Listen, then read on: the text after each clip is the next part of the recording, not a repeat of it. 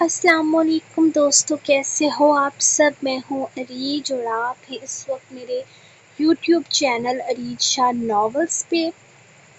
آج ہم شروع کریں گے ناول جنون یارم کی 14 ایپیسوڈ۔ پچھلی ساری ایپیسوڈ میں نے چینل پہ پوسٹ کر دی ہیں اور میں نے پلے لسٹ بھی تیار کر دی ہے، تو آپ لوگ جا کر نا اس پلے لسٹ سے پڑھ لو۔ جس نے ایپیسوڈ مس کر دی ہے وہ سارے وہاں سے پڑھ سکتے ہیں۔ باقی آج کی ایپیسوڈ سٹارٹ کرنے سے پہلے تھینک یو سو مچ، آپ لوگوں نے سب نے چینل سبسکرائب کیا۔ میرے خیال میں 10 سبسکرائبرز باقی ہیں 50,000 کا ٹارگٹ پورا ہونے میں۔ تھینک یو سو مچ آپ لوگوں کے پیار کا، آپ لوگوں کی سپورٹ کا، یہاں تک پہنچانے کا۔ اور کیا بولوں، باقی تو لمبی چوڑی پوسٹ کل لگا کر آپ کا تھینک یو کروں گی انشاءاللہ، کل تک ہوں گے اگر تو۔ اور بہت بہت بہت زیادہ خوش ہوں، باقی اپنی خوشی کا اظہار کل کروں گی انشاءاللہ۔ اور آج کے ایپیسوڈ سٹارٹ کرتے ہیں، جو کہ ہے جنون یارم قسط نمبر 14 پارٹ 1، تحریر عریج شاہ۔ ماما میں آ دیا، ماما میں آ گیا۔ رویام نے گھر کے اندر قدم رکھتے ہی شور مچاتے ہوئے روح کو پکارا، تو وہ جو اندر بیٹھی پریشانی سے اپنے بیٹے کا انتظار کر رہی تھی، اس کی آواز پر تڑپ کر باہر بھاگی تھی۔ جبکہ رویام اپنے دونوں بازو پھیلائے اس کی گود میں آتا، اسے زور سے اپنے ننھے سے حصار میں جکڑ چکا تھا۔ روح بے قراری سے اسے خود سے لگائے چومنے لگی تھی۔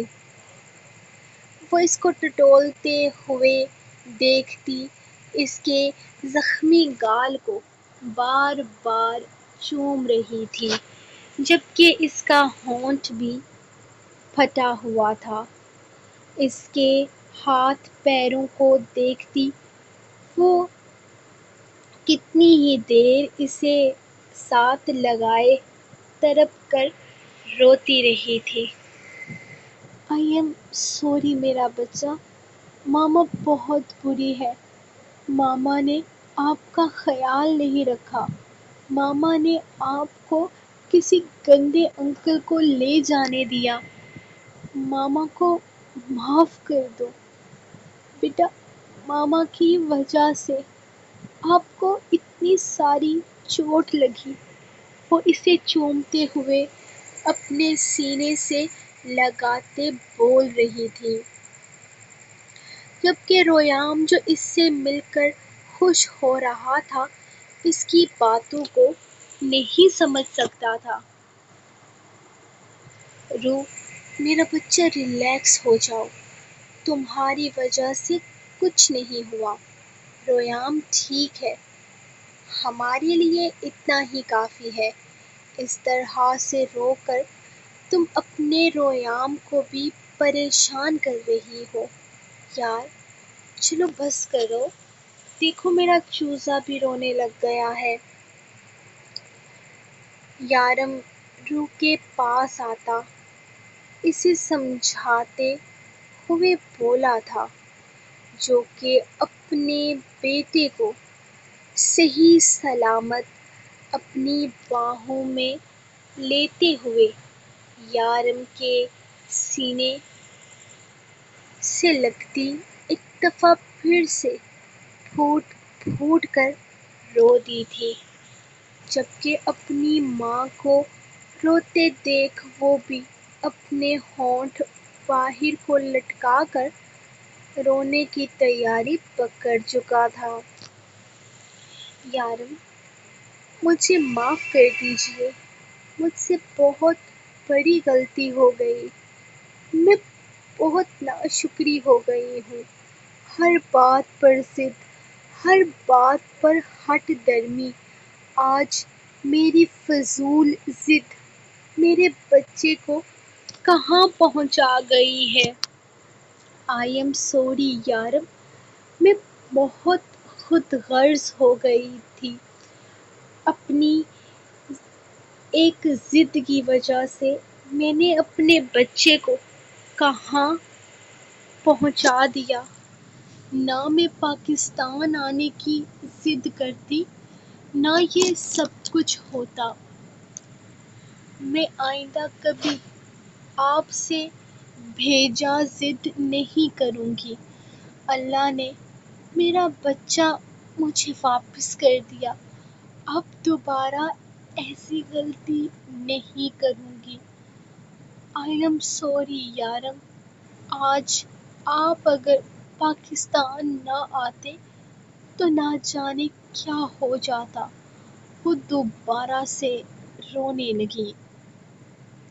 کچھ نہیں ہوتا رو، اللہ بڑا بے نیاز ہے۔ بس تم جاؤ، شکرانے کی نفل ادا کرو۔ ہمارا بچہ بالکل صحیح سلامت ہے، ہمارے ساتھ ہے، اور ہمیں کچھ نہیں چاہیے۔ وہ اسے پیار سے سمجھاتے ہوئے بولا تھا۔ جبکہ کل ان کی فلائٹ تھی۔ اس نے شکرانے کی نفل ادا کرنے کے فوراً بعد اپنی پیکنگ کرنے کا فیصلہ کیا تھا، جبکہ ریام کو یوں ہی اپنی باہوں میں اٹھائے وہ کتنی ہی دیر اس سے پیار کرتی رہی تھی۔ ماما کا جانو، دودھ پیے گا؟ آؤ، ماما آپ کے لیے دودھ بناتی ہے۔ وہ ریام کو اٹھا کر اندر لے جانے لگی تو یارم زمین پر بیٹھتا شونو کے سر پر ہاتھ پھیرنے لگا تھا۔ کتنے احسان کرے گا میری ذات پہ کتے؟ وہ نرمی سے اس کے بال سہلاتا، اسے دیکھ کر مسکرایا تھا جب اسے اندر سے اپنے چوچے کی چوں چوں سنائی دی تھی۔ وہ کتا نہیں میرا شونو ہے، وہ کتا نہیں میرا شونو ہے۔ اس کی چوں چوں سن کر یارم مسکرایا تھا، جبکہ لیلا بھی ہنستی تھی۔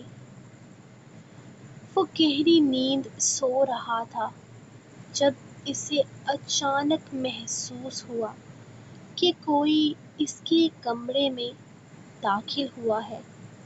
اس نے اپنی آنکھیں نہ کھولتے ہوئے اپنی نیند کو برقرار رکھا تھا، لیکن پھر بھی وہ اپنے آس پاس کسی کو محسوس کر رہا تھا۔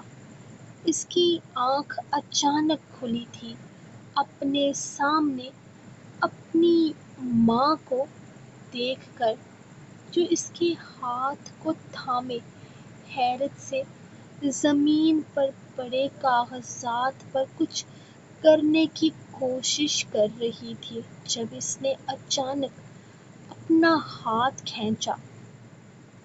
مسز ازمیر احمد، یہ کیا کر رہی ہیں آپ؟ اس نے انتہائی غصے سے ان سے پوچھا تھا، جو حیرت سے اس کے ہاتھ کا انگوٹھا دیکھ رہی تھی، جو کہ بہت برے طریقے سے زخمی تھا۔ اس کا انگوٹھا پوری طرح سے اس کے ہاتھ کے سہارے سے باندھا گیا تھا۔ ایسا لگ رہا تھا جیسے وہ انگوٹھا اس کے ہاتھ کا حصہ ہی نہیں، بلکہ وہ الگ سے اس کے ساتھ جوڑا گیا ہے۔ عارت، یہ کیا ہوا ہے تمہارے ہاتھ کو؟ تمہارا انگوٹھا کٹ گیا؟ کیا؟ وہ حیرت سے اس کا ہاتھ تھامے دیکھ رہی تھی، جبکہ زمین پر پڑے وہ طلاق کے کاغذات دیکھ کر غصے سے کاغذات زمین سے اٹھا کر پوری شدت سے اس کا گولا بنا کر دور پھینکتے اپنی ماں کو بے حد غصے سے دیکھ رہا تھا۔ مسز ازمیر، آپ اپنی حرکتوں سے باز کیوں نہیں آتی ہیں؟ میں حیام کو کسی صورت طلاق نہیں دوں گا۔ آپ کو سمجھ میں نہیں آ رہا؟ میں اس سے محبت کرتا ہوں۔ وہ میری بچپن کی منکوہ ہے۔ یہ میرے بابا کا فیصلہ تھا اور میں ہرگز اپنے بابا کے فیصلے سے انکار نہیں کروں گا۔ میرا اور حیام کا نکاح بچپن میں ہوا ہے۔ وہ میری پھپھو کی بیٹی ہے۔ میں کسی کنڈیشن میں اسے طلاق نہیں دوں گا۔ آپ نے سوچ بھی کیسے لیا کہ آپ اس طرح دھوکے سے میری اور حیام کی طلاق کروا سکتی ہیں؟ وہ غصے سے اپنا آپا کھوتا اپنی ماں سے سوال کرنے لگا تھا۔ بکواس بند کرو عورت، وہ لڑکی تمہیں کچھ نہیں دے سکتی۔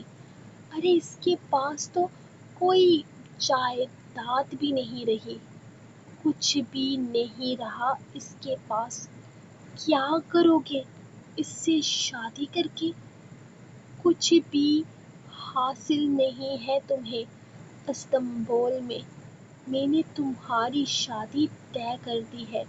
عمر میں بس تھوڑی سی بڑی ہے تم سے وہ عورت، لیکن وہ تمہیں دنیا کی ہر آسائش دے سکتی ہے۔ حیام کے پاس کچھ بھی نہیں ہے تمہیں دینے کے لیے۔ میں نے حیام اور تمہیں قریب آنے دیا کیونکہ تمہاری آدھی رات کی ملاقاتوں کی بھنک بھی کبھی ازمیر کو نہیں پڑنے دی، صرف اس لیے کیونکہ اس کے پاس بہت ساری دولت تھی، لیکن اب اس کے پاس کچھ نہیں ہے۔ وہ لڑکی دنیا کے سامنے مردہ ثابت ہو چکی ہے اور اس کی ساری جائیداد گورنمنٹ ضبط کر چکی ہے۔ ازمیر بھی اب زندہ نہیں بچا کہ وہ کچھ کر کے جائیداد واپس حاصل کر سکے۔ وہ سب کچھ ہمارے ہاتھ سے نکل چکا ہے۔ اب اس لڑکی کا کوئی فائدہ نہیں ہے۔ تم بھی اس کے ساتھ شادی کرنے کے خواب چھوڑ دو۔ ایک سے ایک خوبصورت لڑکی تمہیں مل جائے گی۔ کیا کمی ہے تم میں کہ اس لڑکی کے ساتھ اپنی زندگی گزارنے کے بارے میں مت سوچو، بلکہ اپنی آنے والی زندگی کو بہتر بنانے کے بارے میں سوچو۔ اپنی زندگی خراب مت کرو۔ اس لڑکی کے ساتھ تمہارے باپ نے مرتے مرتے اپنی بہن سے وعدہ کر لیا کہ وہ اس کی بیٹی کی شادی اپنے بیٹے سے کروائے گا، لیکن تمہارے بارے میں نہیں سوچا اور نہ ہی اب تم سوچ رہے ہو۔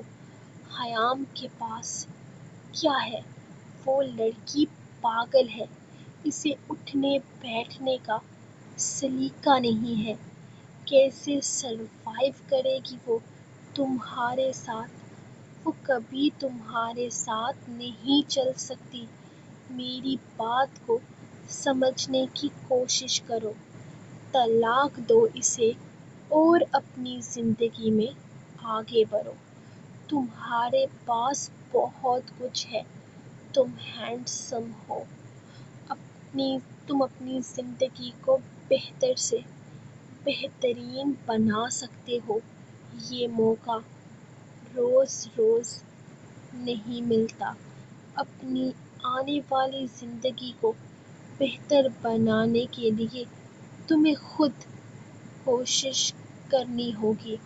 خیام کے پاس ہے ہی کیا، صرف ایک بد دماغ لڑکی ہے، اور بس اور بس۔ مجھے اور کچھ چاہیے بھی نہیں۔ میری خواہش بھی صرف خیام ہی ہے، اور میں کسی قیمت پر اس لڑکی کو نہیں چھوڑوں گا۔ آپ نے جس طرح اپنی زندگی پیسے کے پیچھے بھاگتے ہوئے خراب کر دی، ویسے میں اپنی زندگی خراب نہیں کروں گا۔ میرے بابا نے میری زندگی کا فیصلہ بہت پہلے کیا تھا، اور میں اپنے اس فیصلے پر بہت خوش ہوں۔ اور زندگی آپ کی خراب ہوئی ہے، ساری زندگی پیسے کے پیچھے بھاگتے ہوئے۔ میری نہیں۔ آپ نے بابا سے طلاق لے کر ایک غلط انسان کے ساتھ شادی کی، اور پھر اس کے ساتھ نکاح کرنے پر مجبور ہو گئی، کیونکہ آپ کو پیسہ چاہیے تھا۔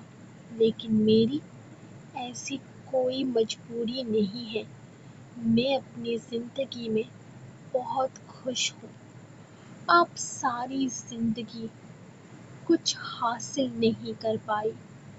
جس دولت کے لیے آپ نے اس انسان کے ساتھ تعلق جوڑا تھا، جس کے لیے آپ نے بابا کو چھوڑا، وہ دولت بھی آپ کو نہیں مل سکی، اور اب اسی دولت کی وجہ سے آپ مجھے استعمال کر رہی ہیں، اپنی کسی دوست کے آگے بیچ کر، اور میں بکنے کو تیار نہیں ہوں۔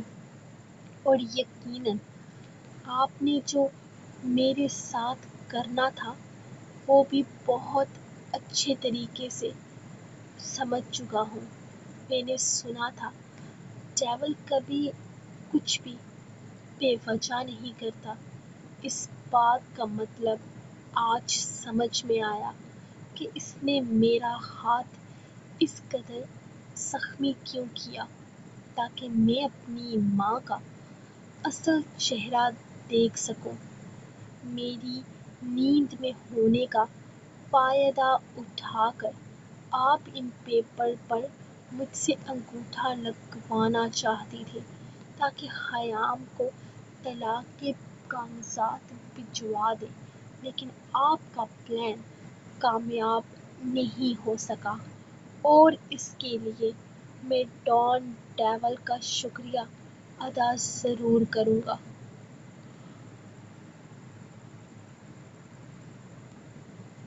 آپ جانتی تھی میں ہوش میں ہرگز ان پیپر پر کبھی سائن نہیں کروں گا، اسی لیے آپ نے میری نیند میں ہونے کا فائدہ اٹھانا چاہا۔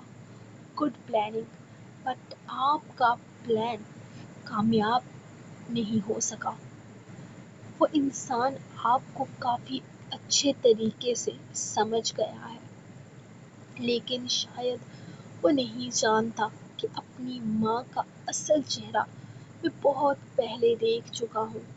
میں آپ سے التجا کرتا ہوں کہ آئندہ میری زندگی میں انٹرفیئر نہ کریں۔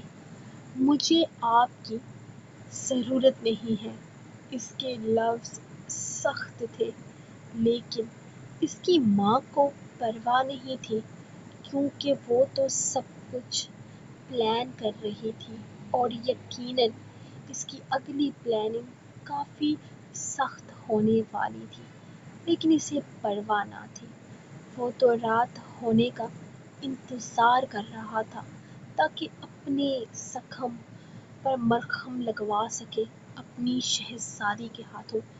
وہ بہت زیادہ پریشان تھا، یہ سوچ کر کہ اس کی شہزادی ایک گینگسٹر کے ہاتھ لگ چکی ہے۔ اسے لگا تھا کہ وہ بہت بری طرح کسی بڑی مصیبت میں پھنس چکی ہے. ایک مصیبت سے نکل کر کوئی اور مصیبت اس کے گلے پڑ چکی ہے. لیکن اب وہ یہ سوچ کر بالکل ریلیکس ہو چکا تھا کہ یارم ویسا انسان نہیں تھا جیسا وہ اسے سمجھتا تھا، بلکہ وہ ایک اچھا انسان تھا اور اس کی شہزادی کو بالکل اپنی بہنوں کی طرح مانتا تھا.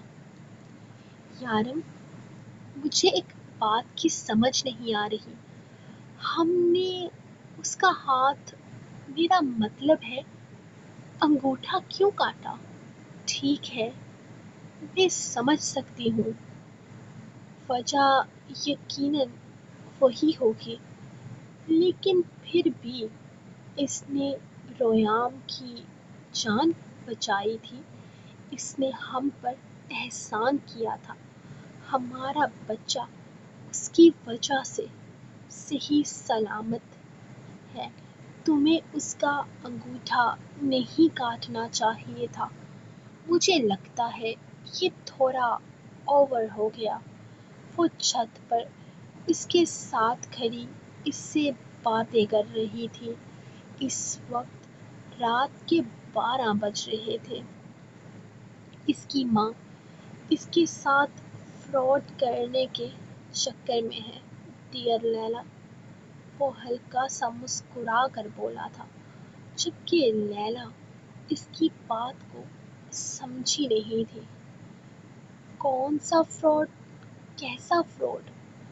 وہ تو بس خیام کو اس سے طلاق دلوانا چاہتی ہے نا؟ لیلا پریشانی سے پوچھنے لگی. تو یارم نے صرف ہاں میں سر ہلایا تھا. وہ ایک فراڈ عورت ہے لیلا. اسے ازمیر کی جائیداد سے کچھ نہیں مل رہا، کچھ بھی نہیں. ایک پھوٹی کوڑی بھی نہیں، بلکہ ازمیر کے پاس اس کا کچھ تھا ہی نہیں.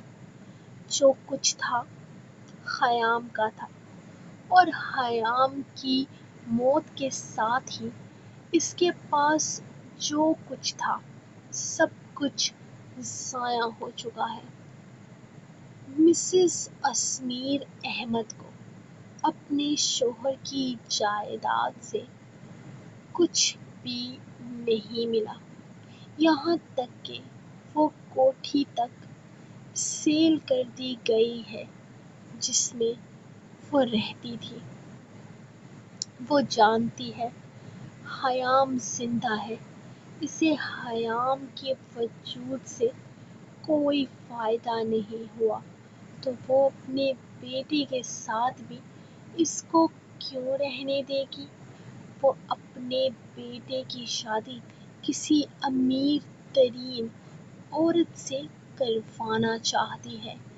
اس نے اپنے بیٹے کو ایک عورت کی نظر میں رکھا ہوا ہے جو ترکی کے شہر استنبول سے تعلق رکھتی ہے. عورت ضرورت سے زیادہ امیر ہے اور عارت زبے پر فدا ہے. وہ اپنی جائیداد کا 50% عارت زبے کے نکاح میں آتے ہی اس کے نام کرنے کو تیار ہے. لیکن اس کی شرط یہ ہے کہ عارت زبے کی زندگی میں کبھی کسی اور عورت سے شادی نہیں کر سکتا. لیکن اس عورت کو پتہ چل چکا ہے کہ عارت نکاح شدہ ہے، اور شاید یہ بات عارت نے خود ہی اسے بتائی تھی. اسی لیے اس عورت نے اب عارت کی ماں کے سامنے یہ شرط رکھی ہے کہ وہ اسے خیام سے طلاق دلوائے. اب وہ گھٹیا عورت دولت کے چکر میں اپنے بیٹے کی طلاق کروانے کے لیے اس طرح کی گیمز کھیلے گی. لیلا نے حیرانگی سے پوچھا تو یارم نے کندھے اچکائے تھے، اسی لیے میں نے اپنی جڑ کو ہی کاٹ دیا۔ انگوٹھے کے بغیر بیچارہ پین کیسے پکڑے گا، اور انگوٹھے کے بغیر تو انگوٹھا بھی نہیں لگا سکتا۔ یارم کے لبوں پر شوخی تھی، جبکہ انداز بھی کافی شوخی لیے ہوئے تھا۔ تم نے انگوٹھا کاٹ کے ظلم کیا ہے، لیلا کھلکھلائی تھی۔ میری بہن کی زندگی کا سوال ہے لیلا، اور اس کا انگوٹھا فساد کی جڑ تھا۔ اور دوسری بات، نہ دیتا دھمکی۔ شاید اسے لگا تھا کہ اپنے کسی کلاس فیلو کو دھمکی دے رہا ہے، جو ایک دن ایک تو مکے مار کر ایک تو مکے کھا کر بات ختم کرے گا اور پھر اس سے خوفزدہ ہوگا۔ بچہ ابھی جانتا نہیں ہے، یارم کاظمی مصیبت کا دوسرا نام ہے۔ رات کو باہر سو جانا۔ بیچارہ اپنا دکھ بانٹنے کے لیے ہو سکتا ہے اپنی بیوی سے ملنے آئے۔ اب کاکے نے رونا تو ہے ہی نا، بے شک جن بن کر ہی رو لے۔ وہ ریلیکس انداز میں بولا تھا۔ نہیں، تمہیں نہیں لگتا کہ خیام کے دماغ میں ان سب چیزوں سے برا اثر پڑ سکتا ہے؟ لیلا کو کچھ اور سوجھی تھی۔ نہیں لیلا، مجھے ایسا نہیں لگتا۔ اگر وہ خیام کو اپنی عادت ڈال رہا ہے تو اس میں کچھ غلط نہیں ہے، اور میں کسی کے میاں بیوی والے معاملوں میں نہیں پڑتا۔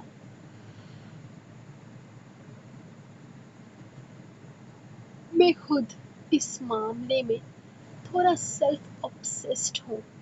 مجھے لگتا ہے ایک عورت پر سب سے زیادہ حق اس کا مرد جتا سکتا ہے۔ مجھے اچھا نہیں لگتا جب وہ خود اپنے لیے کوئی فیصلہ کرتی ہے تو میں کسی دوسرے کو کچھ کہنے والا کون ہوتا ہوں؟ اگر میں خیام کے سر پر اس کا بھائی بن کر ہاتھ رکھ بھی رہا ہوں تو بھی وہ مجھ سے پہلے حق رکھتا ہے۔ تو اس کا یہ مطلب ہوا کہ تمہاری عورتوں کو لے کر بھی یہی سوچ ہے۔ مطلب مرد پر بھی پہلا حق اس کی عورت کا ہے؟ لیلا نے کچھ سوچتے ہوئے کہا تو یارم نے ہاں میں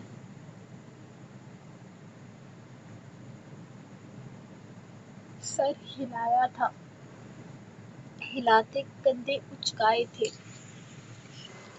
مطلب اگر میں تمہارے دوست کو یہاں سے جا کر جان سے مار ڈالوں تو تم اعتراض نہیں اٹھاؤ گے؟ میری مجال جو میں تم دونوں کے بیچ میں بولوں؟ تم اس کا قتل بھی کر دو تو میری طرف سے آواز تک نہیں آئے گی۔ یارم نے اسے پوری طرح سے یقین دلایا تھا، جبکہ وہ ان دونوں کے معاملے میں بولنے والا کوئی نہیں ہوتا، اور لیلا نے خضر کو زندہ نہ چھوڑنے کی قسم کھائی تھی۔ رومی میرا بچہ، رونا مت، آپ کو بالکل درد نہیں ہوگا، ماما ایسے پیار سے لگائے گی۔ وہ اس کے ہونٹ کا زخم دیکھتے ہوئے دوائی لگانے کی کوشش کر رہی تھی۔ جیسے ہی وہ دوائی اس کے لبوں سے قریب کرتی وہ اس پر پھونک مارنے لگ جاتا۔ درد ہے مما، درد ہے ماما، وہ معصومیت سے منہ بسورتا بولتا تو روح کو اس پر ترس سا آنے لگتا۔ اپنے بیٹے کی حالت دیکھ اسے رونا آ رہا تھا، جبکہ یارم نہا کر نکلتا، بیڈ پر آتا، روح کو رونے سی شکل بنا کر دیکھتے ہوئے ریام کو اٹھا کر اپنی گود میں بٹھا گیا تھا، اور پھر بنا اس کی کوئی بھی بات سنے اس نے اس کے زخم پر آہستہ سے مرہم رکھا۔ ایک ٹھنڈک کے احساس پر ریام نے آنکھیں بند کر لی تھیں، جبکہ وہ آہستہ آہستہ اس کے زخم پر مرہم لگاتا اس کا درد کم کرنے لگا تھا۔ اسے دوائی سے بالکل بھی کوئی جلن نہیں ہو رہی تھی، اور روح اس بات پر ڈر رہی تھی کہ یارم نے صرف ریام کو ریلیکس کرنے کے لیے کہا ہے کہ اسے جلن نہیں ہوگی، اسی لیے گھبرا کر اسے دوائی لگاتے ہوئے وہ ڈر رہی تھی۔ درد ہوا؟ یارم نے پوچھا تو اس نے فوراً نفی میں سر ہلایا تھا، جبکہ وہ آہستہ سے اس کے گال پر اپنے لب رکھتا اسے اپنی باہوں میں بھر گیا تھا۔ بابا، میرے دوست بہت اچھے ہیں، وہ سپر مین سے ملے، آپ تو پتہ ہے۔ بابا، میرے دوست بہت اچھے ہیں، وہ سپر مین سے ملے ہیں، آپ کو پتہ ہے۔ وہ اسے دیکھتا ہوئے اس کی تھوڑی پر لب رکھتا اپنی کہانیاں سنانے لگا تھا، لیکن اس وقت اسے اس کے سپر مین کے بارے میں کوئی بات نہیں کرنی تھی، اسی لیے وہ ریام کو یہ بتانے لگا کہ کل وہ اس کے ساتھ دادی کی قبر پر جائے گا، جبکہ روح بھی ان کے پاس بیٹھ گئی تھی۔ ریام اپنی چھوٹی چھوٹی باتیں کرتا سونو کو بھی اوپر بلا چکا تھا، اور آج پہلی دفعہ یارم نے سونو کے بیڈ پر چڑھنے پر کسی طرح کا کوئی اعتراض نہیں اٹھایا تھا۔ تجھے پتہ ہے، تیرا وہ نیا دوست تیری گرل فرینڈ کو اڑانے کے چکر میں ہے، وہ اچانک بولا تو روح نے حیرت سے اسے دیکھا تھا، جبکہ ریام کو تو اس کی بات سرے سے سمجھ ہی نہیں آئی تھی۔ کیا کہنا چاہتے ہیں آپ یارم؟ ریام سے پہلے روح نے پوچھا۔ ارے یار، کچھ نہیں کہنا چاہتا، بس ایسے ہی ریام کو تنگ کر رہا ہوں۔ اگر اتنی جلن ہو رہی ہے تو ریام کو سلا دو، پھر تمہیں تنگ کروں گا، وہ آنکھ دبا کر بولا تو روح کھلکھلا کر ہنسی تھی، جبکہ یارم نے ریام کو اپنے سینے سے لگاتے ہوئے زبردستی سلانے کی کوشش کی تھی۔ میں نہیں سوؤں گا، میں نہیں سوؤں گا، میں نہیں سوؤں گا، میں نہیں سوؤں گا، میں نہیں سوؤں گا، میں نہیں سوؤں گا، وہ اس کے سینے سے اپنا چہرہ نکالتا اس کے سینے پہ اپنے چھوٹے چھوٹے مکوں کی برسات کرنے لگا، جبکہ یارم اس کے منہ میں زبردستی فیڈر کی بوتل ڈالتا اسے تھپکنے لگا تھا۔ ریام اس کے سینے میں دبا میں نہیں سوؤں گا، نہیں سوؤں گا، نہیں سوؤں گا، نہیں سوؤں گا کے نعرے لگا رہا تھا۔ رات کے 12:30 بج رہے تھے اور ریام ابھی تک مزے سے جاگ رہا تھا۔ خیر، جاگ تو سب ہی رہے تھے، اس کی تینوں بہنیں بھی آئی ہوئی تھیں اور ماں بھی اب تک جاگ رہی تھی۔ آپ دونوں لڑتے رہے۔ یہاں میں جا رہی ہوں امی کے پاس۔ کل میں نے واپس چلے جانا ہے۔ تھوڑی دیر امی کے ساتھ وقت گزار کر آتی ہوں۔ وہ اٹھ کر باہر جانے لگی تو اس نے ریام کو گھورا تھا جو نہ سونے کا کہہ کر پھر سے اس پر چڑھ کر ناچنے لگا تھا۔ تیری ماں کو تو میں وہاں جا کر دیکھ لوں گا، پہلے تجھ سے نپٹ لوں۔ وہ اسے بیڈ پر گراتے اپنے انداز میں پیار کرنے لگا تھا، جبکہ آج تو ریام کے ساتھ ساتھ شونو بھی اس پر خوب اچھل کود کر رہا تھا۔ اور آج پہلی دفعہ یارم کو اس کا انداز بھی برا نہیں لگا تھا۔ آدھی رات کا وقت تھا جب اسے اپنے چہرے پر کسی کے لمس کی حدت محسوس ہوئی۔ اس نے آنکھیں نہیں کھولی تھیں، جیسے وہ جانتی تھی کہ وہ کون تھا، لیکن اندھیرے میں خود دیکھنے میں کامیاب نہ ہو سکی۔ لیکن اس کی گرم سانسوں کی تپش اسے بری طرح سے جھلسا رہی تھی۔ اس کا وجود آہستہ آہستہ لرزنے لگا تھا، جبکہ وہ اس کے لبوں کو، گالوں کو، آنکھوں کو چومتا اپنے لبوں کو سکون پہنچا رہا تھا۔ میری شہزادی، میں تمہارے بہت قریب ہوں، بے حد قریب، اور میں تمہیں بہت جلد اپنے مزید قریب کرنے والا ہوں۔ تمہیں ہمیشہ کے لیے اپنی زندگی میں شامل کرنے والا ہوں۔ میں آ رہا ہوں ہمیشہ کے لیے تمہاری زندگی میں۔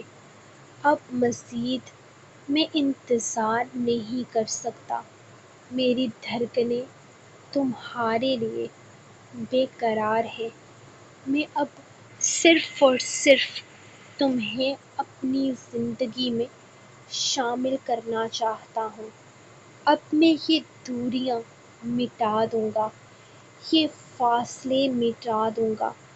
اب کوئی ہمیں جدا نہیں کر سکے گا۔ تیار ہو جاؤ۔ بس کچھ دن اور پھر ہمیشہ کے لیے تم میری ہو جاؤ گی۔ وہ اس کے لبوں پر اپنا لمس پوری شدت سے چھوڑتے ہوئے اس کی بند آنکھوں پر اپنے لب رکھتا خاموشی سے اس کے قریب سے اٹھ کر چلا گیا تھا، جبکہ اس کا لرزتا وجود اپنے اوپر سے بوجھ سرکتے محسوس کرکے پسینے سے شرابور ہو رہا تھا۔ اپنے آس پاس کسی کو محسوس نہ کرتے ہوئے وہ چیخ اٹھی تھی۔ اس کی چیخ و پکار سنتے ہوئے سب سے پہلے یارم ہی اس کے کمرے کا دروازہ کھول کر اندر داخل ہوا تھا۔ وہ بہت بری طرح سے گھبرائی ہوئی تھی۔ اسے دیکھ کر فوراً بھاگ کر اس کے سینے سے آ لگی تھی۔ ریلیکس خیام، کیا ہوا ہے؟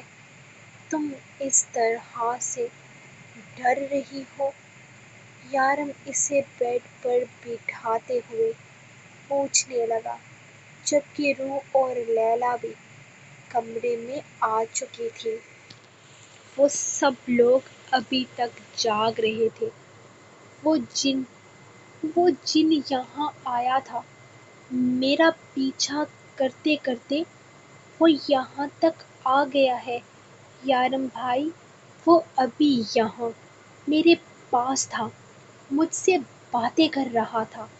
وہ گھبراتے ہوئے اسے بتانے لگی تھی، بیٹھو یہاں خیام، بیٹھ جاؤ، ریلیکس ہو جاؤ، کچھ نہیں ہوتا، تمہیں صرف غلط فہمی ہوئی ہے، یہاں پر کوئی جن نہیں ہے، یہاں ہوں نا میں تمہارے ساتھ، دیکھو یہاں کوئی جن ہوگا تو ہمیں نظر آئے گا۔ یارم اسے بے فکر کرنے کی کوشش کرنے لگا تھا، لیکن وہ کافی زیادہ گھبرائی ہوئی تھی۔ عارت زبے کبھی انسان کا بچہ بن کر اس سے نہیں مل سکتا تھا۔ اس بات کا احساس یارم کو آج ہی ہوا تھا۔ وہ بہت مشکل سے اسے ریلیکس کرنے میں کامیاب ہوتا کمرے سے نکلا تو لیلا اس کے ساتھ آئی تھی۔ میں سوچ رہا ہوں لیلا، ہمیں اتنا بھی ریلیکس نہیں ہونا چاہیے۔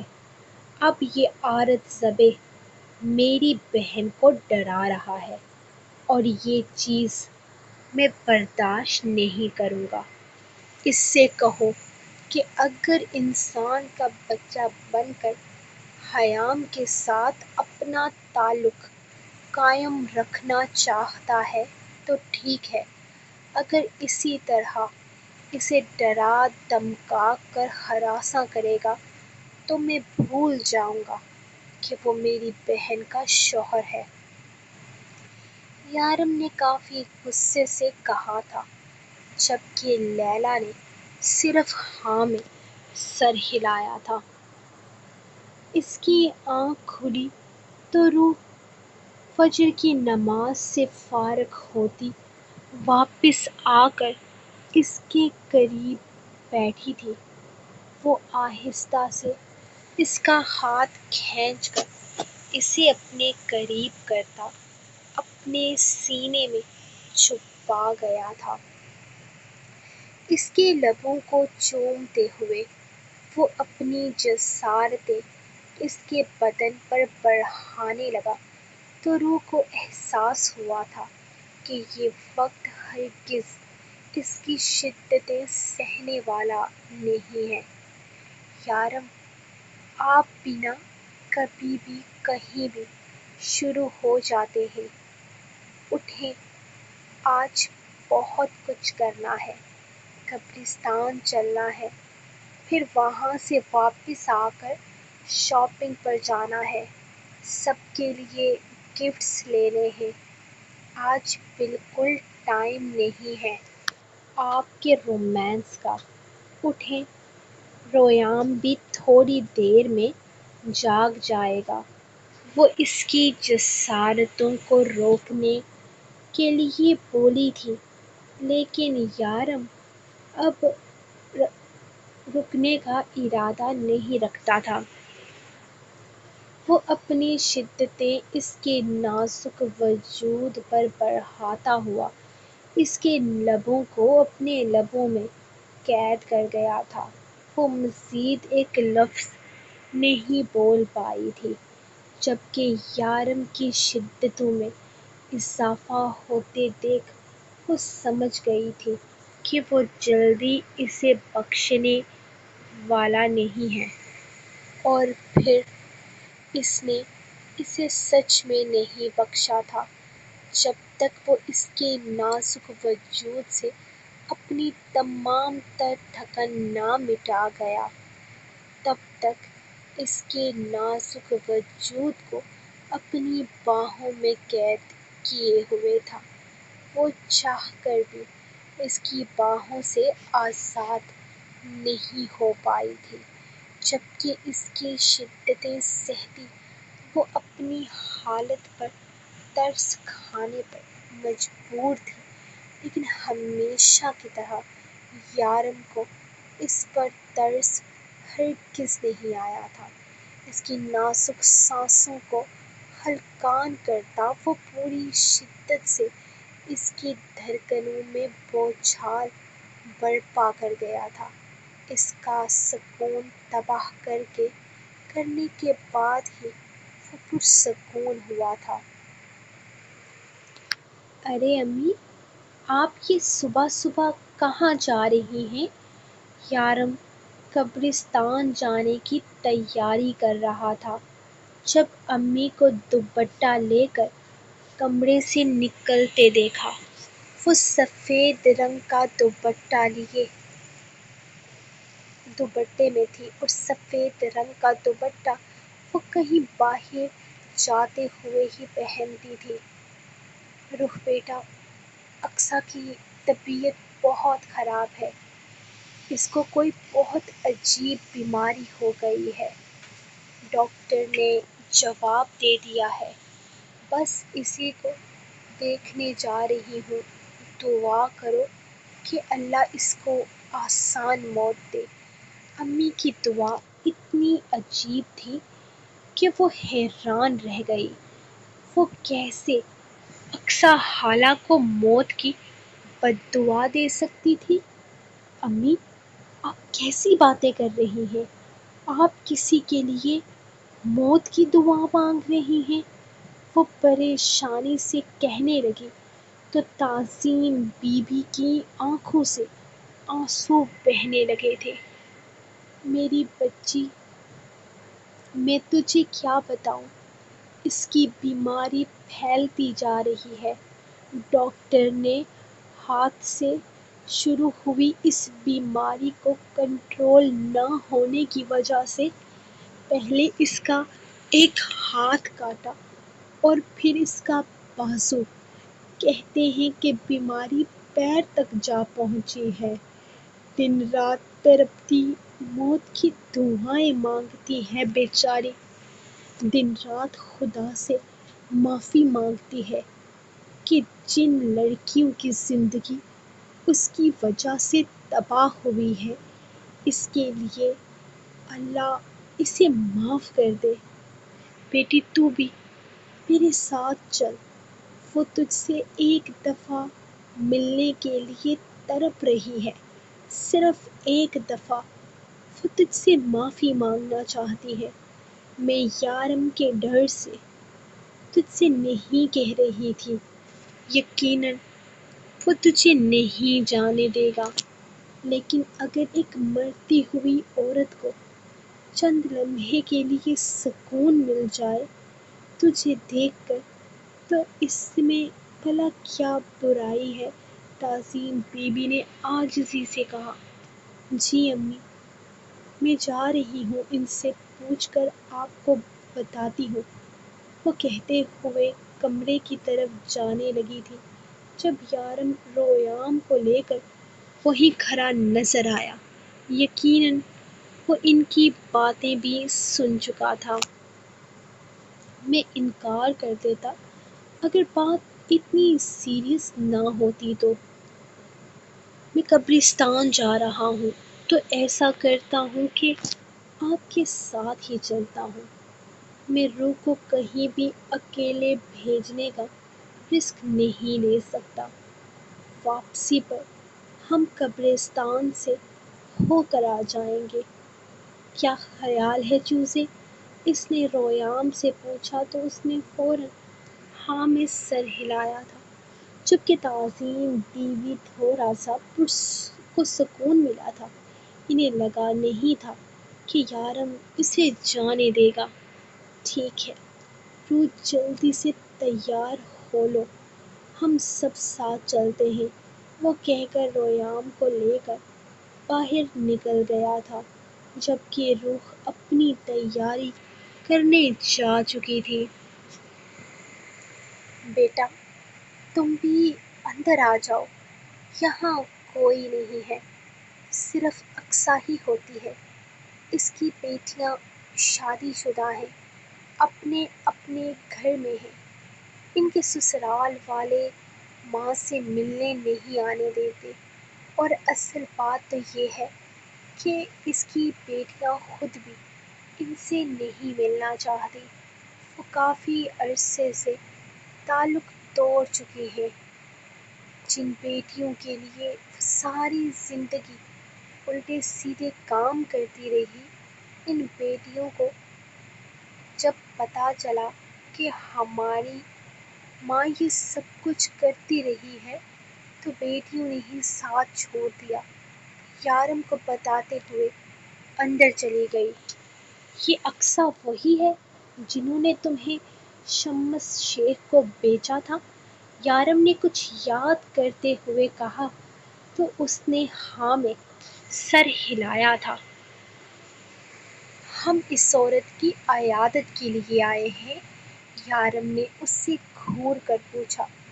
یارم، ہم عیادت کے لیے آئے ہیں، کوئی فرق نہیں پڑتا کہ ہم کس کی عیادت کے لیے آئے ہیں، آپ چلیں۔ وہ اس کا بازو تھامے اسے اپنے ساتھ اندر لے گئی تھی، جبکہ یارم نہ چاہتے ہوئے بھی اندر آیا تھا۔ اندر قدم رکھا تو بستر پر ایک لاغر وجود پڑا تھا۔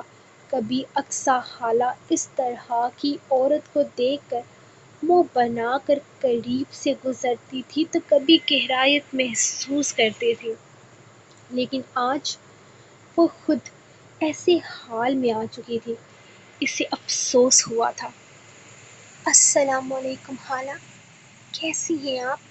رخ نرمی سے ان کے سر پہ ہاتھ رکھتے ہوئے بولی تو اقصیٰ خالہ نے ایک نظر اسے دیکھا اور پھر پہچانتے ہوئے وہ دھارے مار کر رونے لگے۔ رخ اکیلے ہی ان کے پاس ان کی چارپائی پر بیٹھ گئی تھی، جبکہ ان کے اس طرح سے رونے پر ریام یارم کی طرف دیکھتا فوراً اپنے بازو اوپر کو اٹھا کر اس کی گود میں چڑھ گیا تھا۔ روح کو روتے دیکھ اس کے ننھے ننھے ہونٹ باہر آنے لگے تو یارم نے اس کا سر پکڑ کر اسے اپنے سینے سے لگا لیا تھا۔ روح، میری بچی، مجھے معاف کر دے، میں نے تیرے ساتھ بہت غلط کیا۔ کیا نہیں بہت غلط کیا؟ دیکھ، آج مجھے میرے گناہوں کی سزا مل رہی ہے۔ میرا کیا میرے آگے آ گیا ہے؟ روح، میری بچی، مجھے معاف کر دے، میرا گناہ معافی کے قابل نہیں ہے، میں پھر بھی تجھ سے معافی مانگتی ہوں، ہاں معاف کر دے۔ وہ بے حد بری حالت میں تڑپتی ہوئی کہہ رہی تھی، ان کے منہ سے رال بہہ رہی تھی، جبکہ جسم کی حالت ناقابل بیان تھی۔ خالہ، اس طرح سے نہ روئیں، مجھے آپ سے کوئی گلہ نہیں، جو ہوا وہ ہوا، وہ میرے نصیب کا لکھا تھا۔ میں اپنی زندگی میں بہت خوش ہوں، اپنے شوہر اور بچے کے ساتھ، مجھے آپ سے کوئی گلہ نہیں، میں آپ کو بہت پہلے معاف کر چکی ہوں۔ میرا آپ میری گناہ گار تب ہوتی جب آپ کی وجہ سے میں کسی غلط انسان کے ہاتھ لگ جاتی۔ میں اپنے شوہر کے پاس پہنچی تھی اور باقی جن لوگوں کو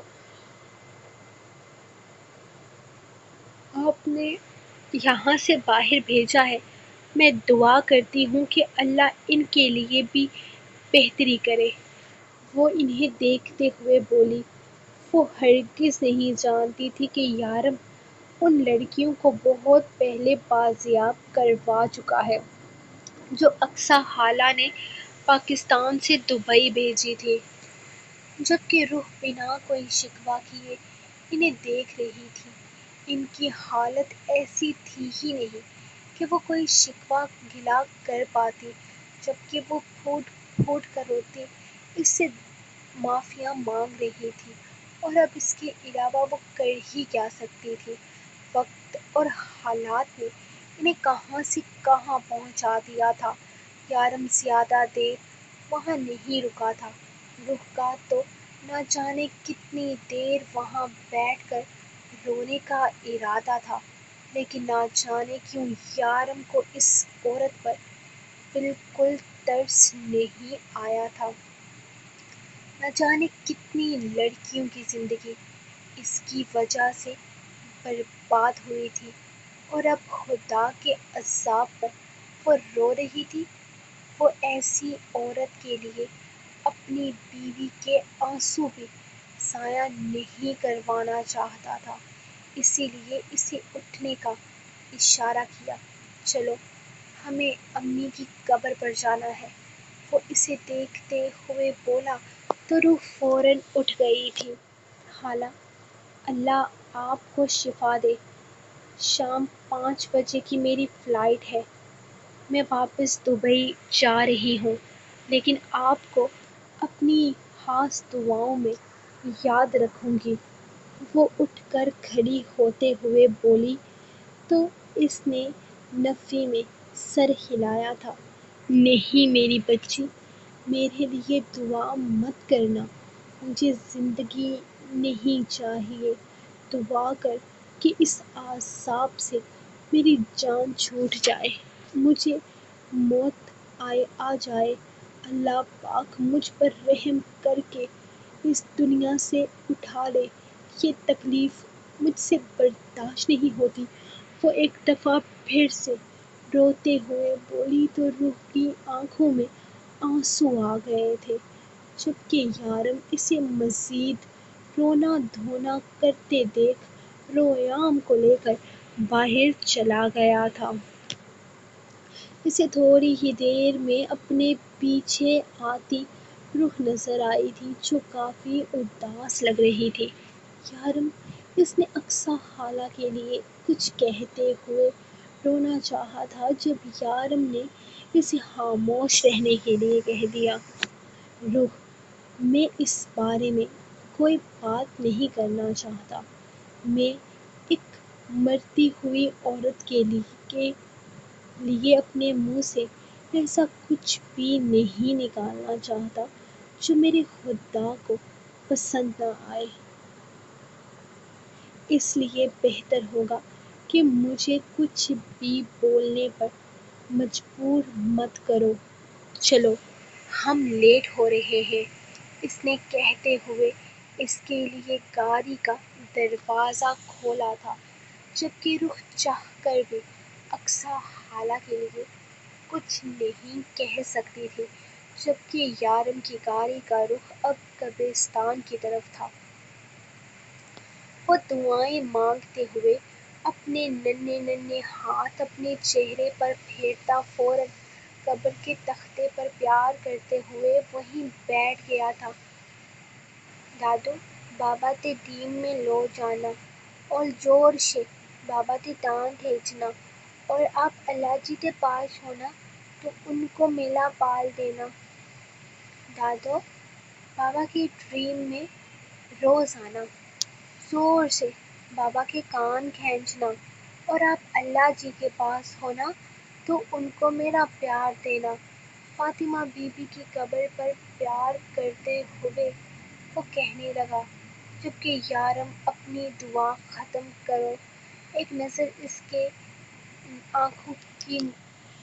اپنی آنکھوں کی نمی چھپاتے ہوئے اٹھ گیا تھا۔ اسے اپنی ماں کی آغوش چاہیے تھی۔ بے شک وہ بڑا ہو گیا تھا، لیکن آج بھی اسے اپنی ماں کی آغوش میں آنے کے لیے تڑپنے والا وہ معصوم بچہ ہی تھا، جو سب سے زیادہ اپنی ماں کی ضرورت ہوتی ہے۔ ہر چوٹ پر جو اس کی گود میں آ کر سماتا ہے، جس کی تکلیف کا اس کی ماں کے علاوہ اور کے پاس کوئی نہ کوئی حل ہوتا ہے، اس کے ہر درد کی دوا اس کی ماں کی گود ہوا کرتی تھی۔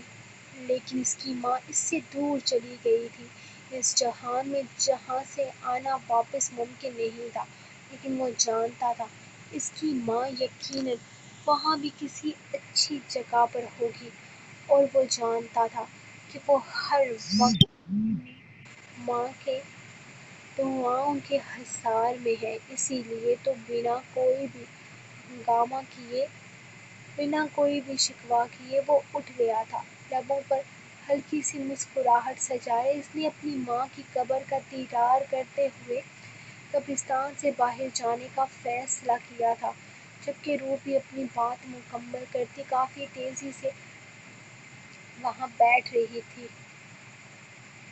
نہ جانے کون سی باتیں کر رہی تھی جو اس نے فاطمہ بی بی سے کرنی تھی، اور پھر اٹھ کر تیزی سے تھوڑی دیر کے بعد جب وہ باہر نکلی تو وہ بالکل فریش تھی۔ چند گھنٹے اور پھر ایک دفعہ اپنے ملک سے بہت دور جانے والے تھے، اور شاید اس دفعہ ہمیشہ کے لیے۔ سو گائز، یہ رہی آپ لوگوں کی 1 گھنٹے کی لانگ ایپیسوڈ۔ کل سے آدھے گھنٹے کی ایپیسوڈ آیا کرے گی، آدھے گھنٹے کی اس کی اور آدھے گھنٹے کی یار ستم گر کی۔ ہاں لیکن لائک کرنا ہرگز مت بھولیے گا۔ دوسرے چینل پر آپ کچھ نہیں کہہ سکتی، لیکن اس چینل پر آپ لوگوں نے سب نے لائک کرنا ہے اور چینل کو سبسکرائب بھی کرنا ہے۔ میں ملوں گی آپ کو نیکسٹ ایپیسوڈ کے ساتھ، تب تک کے لیے اپنی رائٹر کو دیں اجازت اور دعاؤں میں یاد رکھیں۔ اللہ حافظ۔